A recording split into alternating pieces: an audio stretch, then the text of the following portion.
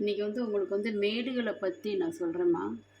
என்னென்ன மேடு எப்படி இருக்கணுங்கிறத பற்றி உங்களுக்கு நான் சொல்கிறேன். இது சுண்டு விரல். இந்த சுண்டு விரலுக்கு கீழே இருக்கக்கூடிய மேடு தான் புதன் மேடு. இது சூரிய ரேகை. இந்த சூரிய ரேகைக்கு கீழே இருக்கிறது தான் சூரிய மேடு. இது சனி விரல். சனி விரல். சனி விரலுக்கு கீழே இருக்கிற மேடு சனி மேடுன்னு சொல்கிறோம்.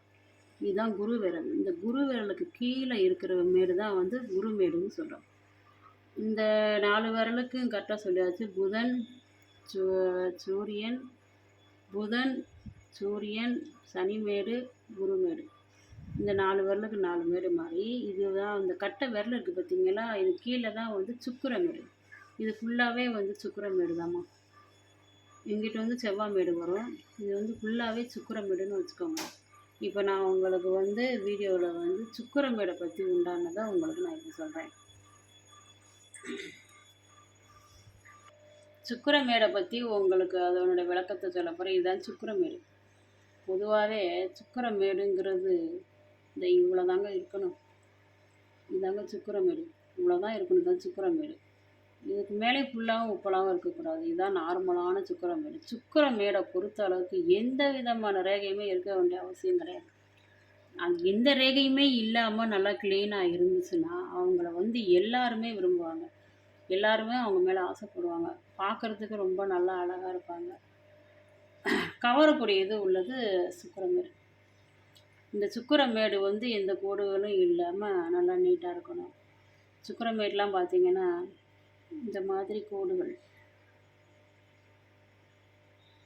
சரி, கையை பாருங்கள். இந்த மாதிரி இருக்கும் குறுக்கு கோடாக. இந்த மாதிரி குறுக்கு கோடு இருந்துச்சுன்னா, இந்த மாதிரி வலை பின்னுற மாதிரி கோடுகள் இருந்தால் அவங்க மனசுல என்னதான் அவங்க சாப்பிட்டு நிம்மதியாக இருந்தாலும் ஏதோ ஒன்று அவங்க மனசுக்குள்ளே தோணிக்கினே இருக்கும். ஒரு கவலை மாதிரி இருந்துக்கிட்டே இருக்கும். இந்த மாதிரி கோடுகள் இருக்கக்கூடாதுங்க. இது ஒன்றும் அதிர்ஷ்டமான கோடு கிடையாது. மனக்கவலை உண்டாகிக்கிட்டே இருக்கும். ஆனால் எதுவுமே காரணம் இருக்காது. ஒரு காரணம் இருக்கணும்ல. அந்த காரணங்கள் இருக்காமல் மனசுக்குள்ளே ஏதாவது ஒன்று நினச்சிக்கிட்டே இருப்பாங்க. இந்த மாதிரி ப்ளஸ் குறி, இந்த மாதிரி ப்ளஸ் இருந்துச்சு அப்படின்னா அதுவும் இருக்கக்கூடாது சுக்கிரமேட்டில். இந்த மாதிரி ப்ளஸ் குறி இருந்தாலும் ஆகாதுங்க. இந்த மாதிரி இருந்தாங்கன்னா அவங்க எதையாவது ஒருத்தரை விரும்பி கல்யாணம் பண்ணிட்டு நம்ம வாழணும் ஆசையப்பட்டாங்கன்னா அந்த விருப்பம் அவங்களுக்கு நிறைவேறாது. அந்த கல்யாணமும் அவங்களுக்கு நடக்காது. தோல்வியில் தான் வரும். இந்த மாதிரி ப்ளஸ் குறி இருக்கக்கூடாதுங்க.